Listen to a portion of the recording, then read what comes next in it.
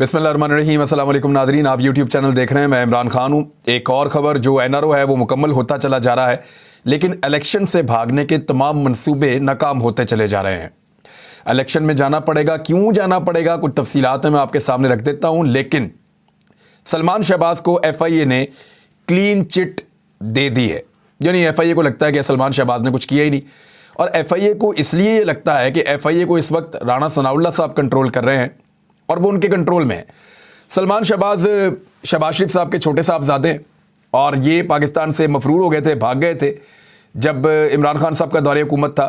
और इनको निकालने में PMLN के कुछ करीबी साथियों का और सोर्सेज का उनका ये कहना, उनका ये क्लेम है, और उसकी तरदीद नहीं आई कि जनरल बाजुआ ने और जनरल फैज़ हमीद ने इनको पाकिस्तान से बाहर निकलवाया था सलमान शहबाज को कि आप गिरफ्तार हो जाएंगे।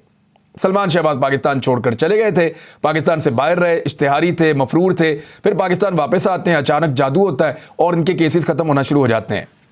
ज़रा देखें केस क्या है जिसके अंदर FIA ने क्लीन चिट दे दी है। केस सादा सादा है। 28 बेनामी अकाउंट्स थे और वो सारे इनके मुलाजमीन के थे, और ये तहकीकाती टीम ने शहबाज शरीफ के ख़ानदान के 28 अकाउंट से उनका पता करवाया था। गेम सारा किया हुआ था सलमान शहबाज साहब ने मुबैना तौर पर। इन अकाउंट्स के जरिए 2008 से लेकर 2018 के दौरान 16.3 अरब रुपए की मनी लॉन्ड्रिंग की गई थी। अदालत में जमा कराई गई FIA की रिपोर्ट के मुताबिक FIA ने 17,000 क्रेडिट ट्रांजैक्शंस की मनी ट्रेल की जांच की थी। बहुत मेहनत की थी इस केस के ऊपर। इसके अलावा जून 2020 में नैब ने सलमान शहबाज के 16 कंपनियों में 2 अरब रुपए और 41 लाख रुपए मालियत के 3 बैंक अकाउंट्स के साथ साथ 10 मरला ज़रई अराजी और 209 कनाल पर फैली हुई ज़मीन भी जब्त कर ली थी। नैब का यह इकदाम तब सामने आया जब एहतसाब अदालत लाहौर ने अक्टूबर 2019 में सलमान शहबाज को इश्तिहारी मुजरिम करार दे दिया था। उस वक्त नैब प्रोसिक्यूटर ने कहा था कि इदारा ने मुलजिम को कम अज़ कम 6 मरतबा तलबी के नोटिस जारी किए, लेकिन मुलजिम ने जवाब नहीं दिया। अब आप देखेंगे जब वालिद वज़ीर आज़म बन जाए तो कैसे बच्चों के केसेस ख़त्म होते हैं। यानी ये वो केस है जिसमें मकसूद चपड़ासी के अकाउंट में 4 अरब रुपए आ गए थे। ये वो केस है जिसमें ड्राइवरों के, चपड़ासियों के, क्लर्क्स के, स्टोर कीपर के, इनके अकाउंटों में करोड़ों अरबों रुपए आ रहे थे, और वो पैसा बाद में शरीफ ख़ानदान के ज़ेरे इस्तेमाल आ रहा था। अब ये इतना बड़ा केस था और इसका सारा मनी ट्रेल मौजूद था, लेकिन इसके बावजूद FIA कुछ नहीं कर सकी। क्यों नहीं कर पाई? क्योंकि रजीम चेंज हो गया और हुकूमत में आ गए शहबाज शरीफ साहब। इदारे उनके कंट्रोल में आ गए और वहां से इदारों ने वही किया उसके बाद जो शहबाज शरीफ साहब चाहते थे, और जो बात नहीं मान रहे थे उनको या तो हटा दिया गया ओहदों से या कहीं भिजवा दिया गया। जैसा कि शहबाज शरीफ साहब को जिस जज साहब ने बाइज्जत बरी किया, उनको 25 लाख रुपए की मुबैना तौर पर नौकरी फराम कर दी गई है फौरी तौर पर। शहबाज शरीफ साहब ने उनको बेहतरीन नौकरी वफाकी हुकूमत में फराम की है, उन जज साहब को जिनकी अदालत से शहबाज शरीफ साहब बरी हुए थे। आज मुझे फारूक हबीब साहब ने बताया कि 25 लाख रुपए की जनाब वहां पे सैलरी भी है, यह भी बताया जा रहा है। तो अब सलमान शहबाज भी बाइज्जत बरी हो गए हैं, लेकिन क्या वो रहेंगे बाइज्जत बरी? अगर दोबारा हुकूमत तब्दील हो जाती है या फ्री एंड फेयर इलेक्शन हो जाता है और एक नई हुकूमत आती है, तो क्या ये चीजें रिवर्स नहीं हो जाएंगी? क्या NRO 2 रिवर्स नहीं होगा? यह मामला अदालत में चल रहा है। यह पर्सन स्पेसिफिक कवानीन जो है उनको तब्दील किया गया है। यानी लोगों ने, जिन लोगों के ऊपर केसेस थे, उन्होंने बजाय इसके कि केसेस में अपने आप को बेगुनाह साबित करते, उन्होंने वो कानून ही बदल दिए उठा के। और जब उन्होंने कानून बदल दिए तो कानून के अंदर अब वो जुर्म रहा ही नहीं। यानी जो जुर्म उन्होंने किया था, जिसमें उनकी पकड़ हो रही थी, उन्होंने कानून तब्दील करके वो जुर्म ही खत्म कर दिए कि अब ये जुर्म ही नहीं है। डेफिनेशन ही बदल दी कानून की। तो इस तरीके से वो बच्चे हैं, इसको कहते हैं NRO 2। लेकिन ये रिवर्स होगा। मेरा ये ईमान है कि पाकिस्तान के साथ ज्यादती करने वाले लोग, पाकिस्तान को लूटने वाले लोग एक अरसे तक तो मौज मस्ती कर सकते हैं, लेकिन बिलाखिर उनकी पकड़ होनी ही होनी है और वो पकड़े जाएंगे। अब इलेक्शन के बारे में जो मैं बात कर रहा था, एहसन इकबाल साहब को लगता है कि आम इंतखाबात जो हैं पाकिस्तान में अक्टूबर में होंगे। उसके लिए वो एक रीज़न दे रहे हैं।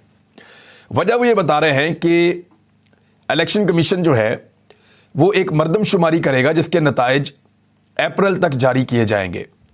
यानी डिजिटल मर्दमशुमारी की तरफ जा रहे हैं। अभी पहले ही मर्दमशुमारी हुई है पाकिस्तान के अंदर, उसकी हल्काबंदियां मुकम्मल की हैं इलेक्शन कमीशन ऑफ पाकिस्तान ने। जब पिछले साल अप्रैल में सुप्रीम कोर्ट ऑफ पाकिस्तान ने बुलाकर पूछा रिजीम चेंज ऑपरेशन के दौरान कि जनाब आप इलेक्शन करवा सकते हैं, तो इलेक्शन कमीशन मुकर गए। उन्होंने कहा मैं तो इलेक्शन नहीं करवा सकता अगस्त सितंबर तक। तो फिर उसके बाद अदालत का फैसला आया और फिर इंतखाबात की तरफ पाकिस्तान नहीं गया। फिर इलेक्शन कमीशन ऑफ पाकिस्तान ने कहा कि हम इंतखाबात करवाने के लिए तैयार हैं, और अब एक नया बहाना कि दोबारा से मर्दमशुमारी की जाए, फिर नई हल्काबंदियां की जाएं। यानी 3 से 4 महीने मर्दमशुमारी होगी, फिर 3-4 महीने के अंदर हल्काबंदियां होंगी, और फिर जाकर अक्टूबर के अंदर इंतखाबात होंगे। ये ख्वाब हो सकता है, लेकिन ये हो नहीं सकता। वजह यह है कि पाकिस्तान इलेक्शन की तरफ तकरीबन जा चुका है। इसमें एक खबर यह है कि आम इंतखाबात के मामले पर इलेक्शन कमीशन को 18 अरब रुपए मौसूल हो चुके हैं। जराये के मुताबिक इलेक्शन कमीशन को रकम प्री इलेक्शन अखराजात की मद में फराहम की गई है। इलेक्शन कमीशन ने पंजाब और खैबर पख्तूनख्वा इंतखाबात में रकम इस्तेमाल करने का फैसला किया है। इलेक्शन कमीशन ने इंतखाबी अखराजात से मुताल्लिक नया तखमीना भिजवाने का भी फैसला कर लिया है।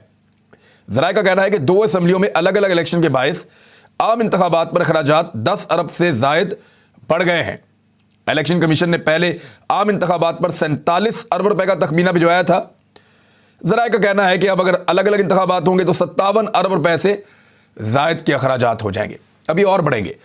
आप देखते जाइएगा ये अखराजात बहुत बढ़ जाएंगे, क्योंकि 2 मरतबा पाकिस्तान के 2 बड़े सूबों के अंदर, यानी सबसे बड़ा सूबा पाकिस्तान की आधी आबादी पंजाब में, आधा इलेक्शन ही पाकिस्तान का पंजाब में होता है। और अगर खैबर पख्तूनख्वा की असम्बली तहलील हो गई है तो फिर बाकी का इलेक्शन होता है। तो पाकिस्तान में जो इलेक्शन होने जा रहा है ना, लगभग 64% पे इलेक्शन होने जा रहा है।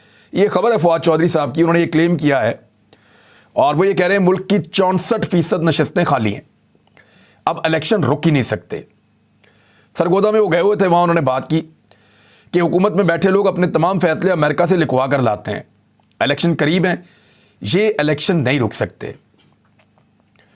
फिर उन्होंने बाकी जो टेक्सटाइल्स का जो इस वक्त हालत है, जो पाकिस्तान की मईशत की हालत है, जो सनतों की हालत है, उसके ऊपर वो बात करते रहे। लेकिन फवाद चौधरी साहब का ये क्लेम है कि आज इस मुल्क में 64% नशस्तें खाली हैं, और इन सीटों पर इलेक्शन करवाने के लिए 70 अरब रुपए चाहिए। इमरान खान ने कहा तमाम MNAs इस्तीफे दें।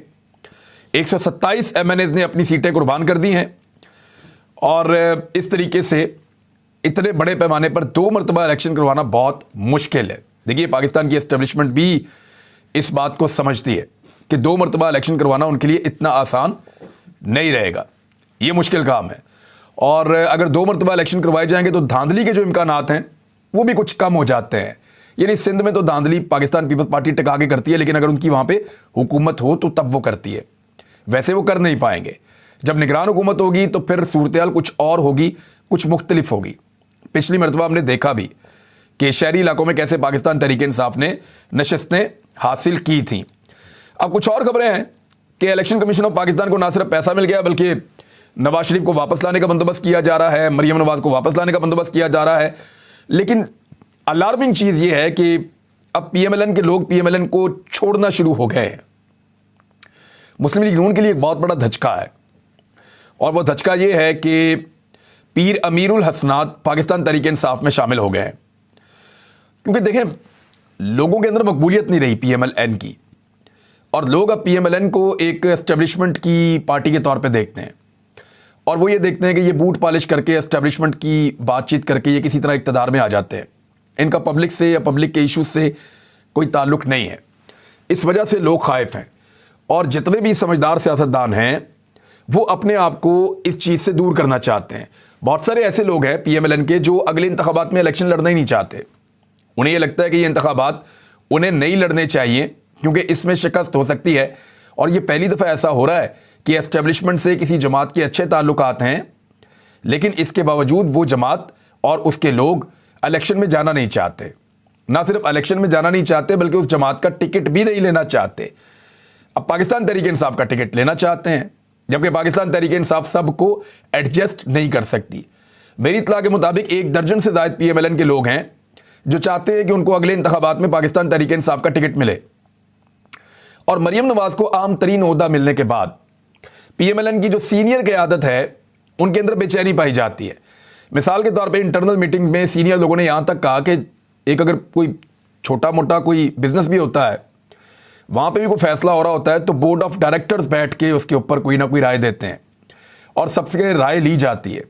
बिजनेस करते वक्त भी सबकी राय लेना जरूरी होता है। लेकिन यहां पे एक पॉलिटिकल पार्टी है जो मुल्क के अंदर हुकूमत कर रही है और पहले भी कई मरतबा हुकूमत कर चुकी है, उस पार्टी के बड़े बड़े ओहदे दे दिए जाते हैं और पार्टी के सीनियर लोगों से राय तक नहीं ली जाती। ये गिले पीएमएलएन के अंदर हुए हैं। जो सीनियर लोग हैं पीएमएलएन के, वो इस वक्त बड़ी तकलीफ में है और बड़ी बेचैनी में है। तो नवाज शरीफ इसको कैसे कंट्रोल करते हैं, एक बड़ा सवाल है, और इसको कंट्रोल करने के लिए नवाज शरीफ को पाकिस्तान आना पड़ेगा। मरियम नवाज ने अपना एक ग्रुप बनाया हुआ है जिसमें तलाल चौधरी टाइप लोग हैं, मरियम औरंगजेब टाइप लोग हैं, मियां जावेद लतीफ, इस किस्म के लोग हैं। ये लोग अपने सियासी फ़ायदे के लिए मरियम नवाज को भी कबूल कर लेंगे, बल्कि कैप्टन सफदर को भी, उसके बेटे को भी कबूल कर लेंगे, और अगर उनका भी कोई बच्चा पैदा हुआ तो उसको भी कबूल कर लेंगे। यानी ये तो 5 साल के बच्चे के पीछे भी चल पड़ेंगे, लीडर है जी हमारा, लीडर का बच्चा लीडर।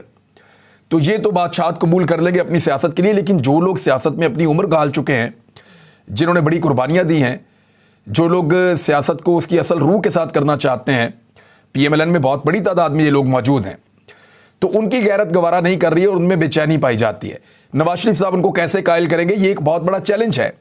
पार्टी को तकसीम से बचाना है, पार्टी में बेहतर लोगों को टिकट देना है और उसके बाद पार्टी को इलेक्शन के अंदर उतारना है। नवाज शरीफ साहब के लिए ये बहुत बड़े बड़े चैलेंजेस हैं। फिर लोगों को कैसे कायल करना है, जब मियां नवाज शरीफ साहब की पाकिस्तान वापसी होगी तो उसको बड़ा कैसे करना है, लोगों को कैसे कायल करना है कि लोग बहुत बड़ी तादाद में निकले और निकलकर वोट डालें। लेकिन पीएमएलएन ने जो किया इस मुल्क के साथ, और जिस किस्म का उन्होंने हुलिया कर दिया इस वक्त पाकिस्तान की इकोनॉमी का और पाकिस्तान की गवर्नेंस का, उससे तो यह साबित होता है इंसानी हकूक की खिलाफ वर्जियां करके उन्होंने लोगों को भी खिलाफ कर दिया है। तो इससे तो बड़ा साफ जाहिर हो रहा है कि लोग उनको घास नहीं डालेंगे अगले इंतखाबात में। इमरान खान साहब ने एक अनाउंसमेंट की है, वो अनाउंसमेंट ये बहुत इंपॉर्टेंट है। वो इसलिए कि इमरान खान साहब ने कहा कि आइंदा इंतखाबात के लिए टिकट्स का फैसला खुद करूंगा। अब मैं आपको बता दूं, ये तजर्बा इमरान खान साहब ने थोड़ा सा पहले किया था और वो बड़ा कामयाब रहा था। हुआ ये था कि पंजाब के अंदर ज़िमनी इंतखाबात हो रहे थे 20 नशस्तों के ऊपर। उसमें इमरान खान साहब ने कहा कि फैसला मैं खुद करूंगा, और उन्होंने 20 में से लगभग 18 उम्मीदवारों को खुद अपनी मर्जी से टिकट दिए। 2 उम्मीदवारों को इमरान खान साहब ने अपनी मर्जी से टिकट नहीं दिए। उन 2 में से भी एक हार गया, उन 2 में से भी एक हार गया। और इमरान खान साहब ने जितने लोगों को टिकट दिए उन्होंने जबरदस्त कामयाबी दिखाई और ज्यादातर लोग उसमें जीत गए, यानी 80% से ज्यादा का रिजल्ट आया। तो ये एक बहुत बड़ी कामयाबी है इमरान खान के लिए, और उनको बड़ा हौसला मिला इस बात से कि उन्होंने जिन लोगों को टिकट दिए वो जीत कर आए और बेहतर परफॉर्म किया उन्होंने। इससे पहले क्या हुआ था, हालांकि इमरान खान साहब की पार्टी के अंदर बहुत धड़ाबंदी थी, कोई इसको टिकट देना चाहता था, कोई उसको देना चाहता था, लेकिन इमरान खान साहब ने डायरेक्ट खुद इंट्रोड्यूस किए। अब उसके बाद, और ये सबसे मुश्किल इलेक्शन थे, पुलिस भी इस्तेमाल हो रही थी, एस्टेब्लिशमेंट भी इस्तेमाल हो रही थी। इमरान खान साहब खुद कह रहे थे mister X and mister Y इस्तेमाल हो रहे हैं। फिर उसके बाद एस्टेब्लिशमेंट के अलावा गवर्नमेंट भी उस वक्त हमजा शहबाज की थी, तो बड़ी ताकत के साथ उन्होंने इलेक्शन लड़ा था, लेकिन वो बुरी तरह हार गए थे।